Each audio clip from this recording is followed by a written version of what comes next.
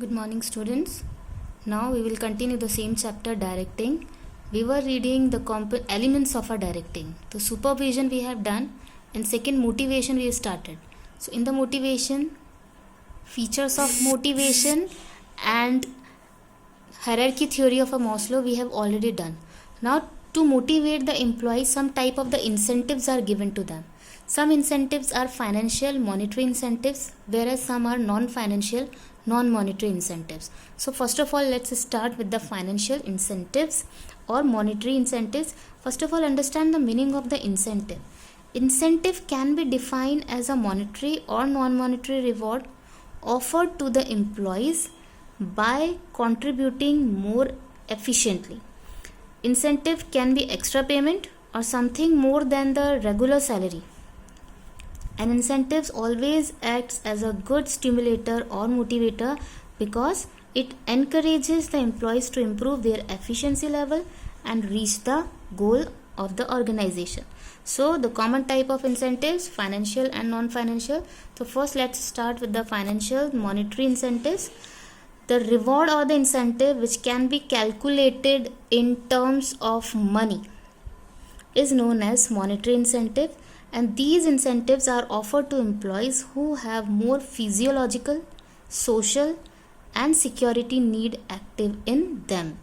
So now let's start with the financial incentives. First is pay and allowance. Pay and allowance, regular increments in the salary every year and grant of allowance act as a good motivator. And in the some organization, pay hikes are also given and allowances are directly linked with the performance of the employee.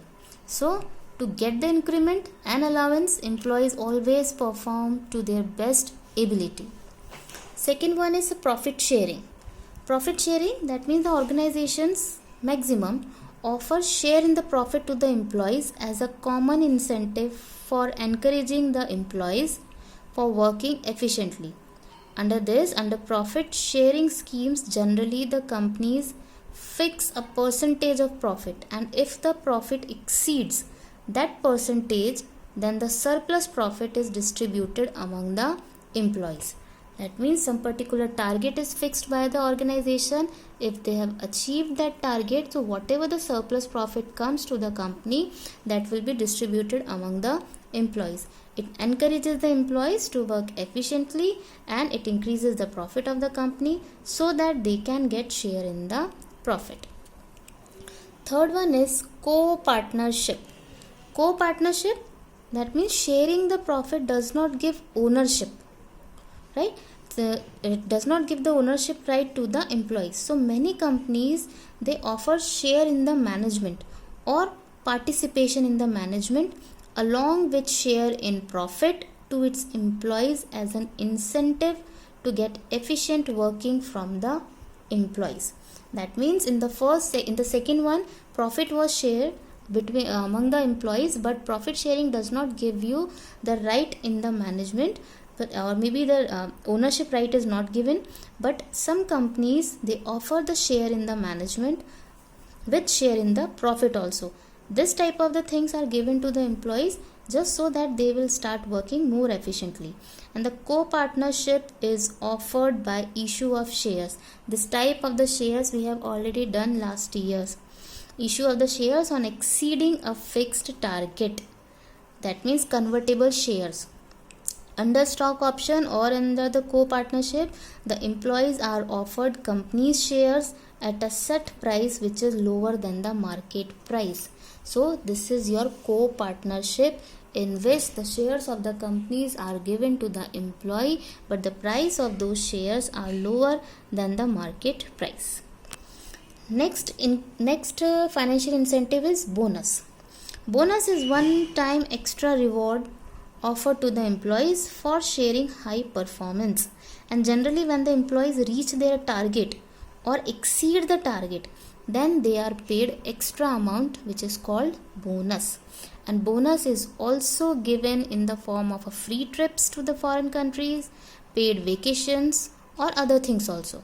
Some companies they have the scheme of offering bonus during the festival time, just like If Indian companies, so they are giving the bonus at the time of Diwali. If multinational companies are there, mostly they are giving the bonus at the time of Christmas or at the time of New Year. Next one is your commission. Commission is the common incentive which is offered to the employees working under sales department. Generally the salesperson get the basic salary, this we know, and along with this, commission on every sales order is also given to them. So the income of the salesperson is directly linked with the efforts put in by them. So this is the commission, and more order means more commission. Sixth one, productivity linked with the wage incentives. Productivity linked with the wage incentives means there are the certain wages rate plan which offer higher wages for more productivity. For example, like under differential piece wage system, efficient workers are paid higher wages as compared to the inefficient workers. So to get the higher wages, workers perform efficiently. Seventh one is the retirement benefits. Retirement benefits, that means some organizations offer retirement benefits like pension, provident fund, gratuity, etc. just to motivate the people. So these incentives are suitable for employees who have security and safety needs. And the last one is the perks. It refers to special benefits like medical facility, free education for children, housing facility, etc. So many different things are also given by the different companies. So these benefits are over and above the salary. So these extra benefits are related with the performance of employees. So first of all, we have discussed the financial incentives, pay and allowance. That means directly pay hike is given to the employees just to improve their efficiency. Profit sharing, that means after reaching to the particular limit of the profit, the companies share the surplus profit with the employees. Co-partnership, that means sometimes along with the profit sharing, some shares are given to the employees but lower than the market price. Bonus is given above the this is the extra payment beyond the salary, and in different ways the bonus can be given, like paid vacations or anything else. Commission is totally depends on the extra efforts you put, and promo commission is basically given to the salesperson. More sales, more commission is given to them. Productivity linked with wage incentives, that means if more productivity is done by the employee, more wages will be given to that particular employee. Retirement benefits, gratuity, pension, some different type of benefits are given to improve the efficiency of the employees. And the perks, other than salary, other benefits are also given to them, like housing facility, like free education, medical reimbursement. So many things are given. Now let's start with the non-financial incentives. Non-financial incentive means money is not the only motivator. Sometimes the employees who have more of esteem and self actualization, they need active in them, get satisfied with the non-monetary incentives only. So the incentives which cannot be calculated in terms of a money are known as non-financial incentives, or maybe non-monetary incentives. Generally, people working at the high job position or at the high rank, they get satisfied with the non-monetary incentives. And what are the non-monetary incentives? First one is the status. Status refers to rank, authority, responsibility, prestige, or recognition, which is related to the job. So by offering higher status or rank in the organization, managers can motivate the employees having esteem and the self-actualization need active in them. Second one is organizational climate. Organizational climate refers to relations between the superiors and the subordinates.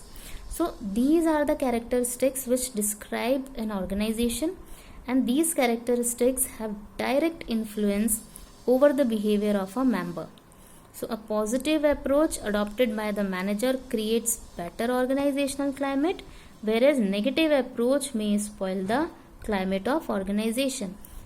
And employees are always motivated in the healthy organizational climate. if the organization climate is not healthy, employees are not feeling motivated and their per person productivity will also be affected. Now third one is the career advancement.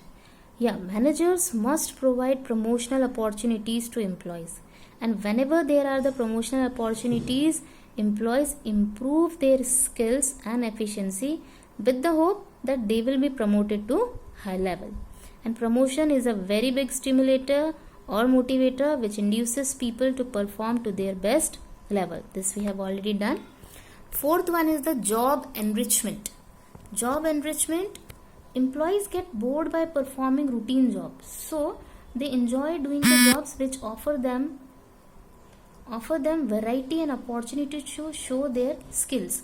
So by offering challenging jobs, autonomy to perform job, interesting jobs, employees get satisfied and they are motivated.